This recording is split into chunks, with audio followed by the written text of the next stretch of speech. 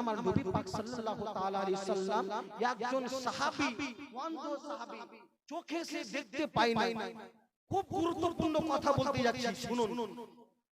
যখন বিরাদার ইসলাম মুআজ্জাজ সামিন কিরাম, যখনই হযরতে ফাতেমা জাহরা রাদিয়াল্লাহু তাআলা আনহা ওই বাড়িতে ছিলেন, আর এই দিকে বাপ আমার নবী মুস্তাফা সাল্লাল্লাহু তাআলা আলাইহি সাল্লাম ও বিরাদার একজন অন্ধ সাহাবী কে নিয়ে গিয়েছেন ফাতেমার বাড়িতে।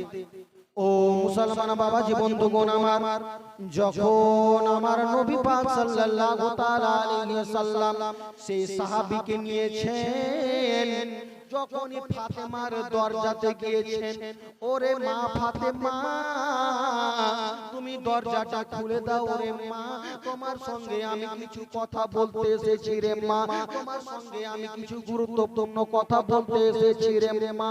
ও মুসলমান, ওই জায়গাতে ফাতেমা বলতে লাগলেন, আব্বা গো একটা কথা বলো গো আব্বা, তোমার সঙ্গে কি আর কেউ রয়েছে? আরে মা রয়েছে, একজন অন্ধ সাহাবী আমার সঙ্গে রয়েছে। না না না আব্বা, আমি তোমার সঙ্গে এখন কথা বলতে পারবো না।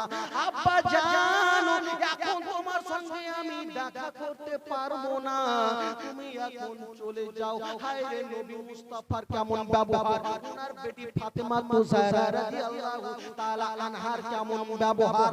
ও বেরাদার, যখন আমার নবী মুস্তাফার সে অন্ধ সাহাবী ওই জায়গা থেকে চলে গেলেন রে বাবা, আমার দরদি নবী মুস্তাফা নিজের মেয়েকে বলতে লাগলেন, মা রে ও মা বলো বলো বলো, তুমি সেই সময়তে কেন আমার সঙ্গে কথা বললেন না রে মা, তুমি একবার বলো বলো বলো।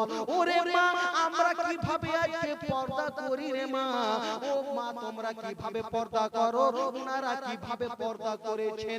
যখনই আমার নবী মুস্তাফা সাল্লাল্লাহু তাআলা আলাইহি ওয়াসাল্লাম বলেছেন, ফাতেমা জাহরা রাদিয়াল্লাহু তাআলা আনহা বললেন, মা ও গো মা তুমি ওই সময়তে আমার সঙ্গে কেন কথা বললেন না, ওই সময়তে আমার সঙ্গে কেন তুমি কথা বললেন না, কেন তুমি দেখা করলেন না, বলো বলো বলো। ও বেরাদার, সেই সময়তে ফাতেমা কত সুন্দর উত্তর দিচ্ছে রে মা, কত সুন্দর যেন জবাব দিচ্ছে রে মা।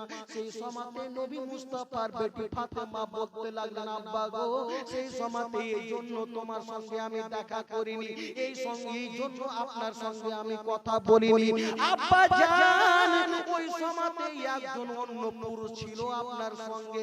ও গো মা, ও গো মা তুমি কেন কথা বললেন না? ওই সাহাবী যে ছিল সেই তো চোখে অন্ধ ছিল, সেই তো চোখে দেখতে পাচ্ছিল না রে মা, সেই তুমি কেন আমার সঙ্গে কথা বললেন না?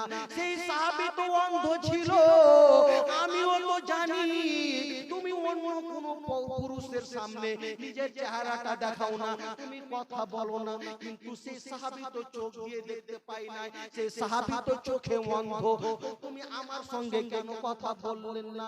সেই সময়তে বেরাদার ফাতেমা যখন শুনেছেন রে বাবা, একটা কথা বললেন, কত সুন্দর কথা বলতে লাগলেন, আব্বা জানো এই জন্য আমি আপনার সঙ্গে দেখা করিনি, এই জন্য আপনার সঙ্গে আমি কথা বলিনি গো আব্বা, আমি তো সেই জানি, আমি জানি সেই আমাকে দেখতে পায় না, কিন্তু আমি তো ফাতেমা সেই তো অন্ধ সাহাবীকে দেখতে পাচ্ছি, আমি তো দেখতে পাচ্ছি, ওই আমাকে দেখতে পাই না, ঠিক আছে আমি তো দেখতে পাচ্ছি, আমি সে অন্য পুরুষের সামনে কথা বলবো না, আমি ফাতেমা কখনো।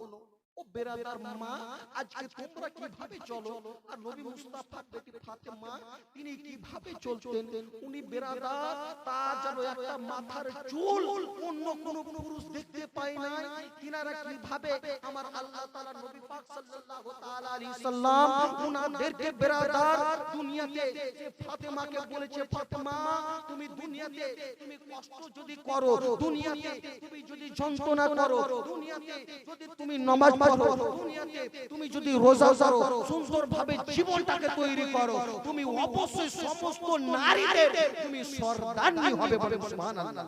জান্নাতের সর্দারনি হবে সকল নারীদের।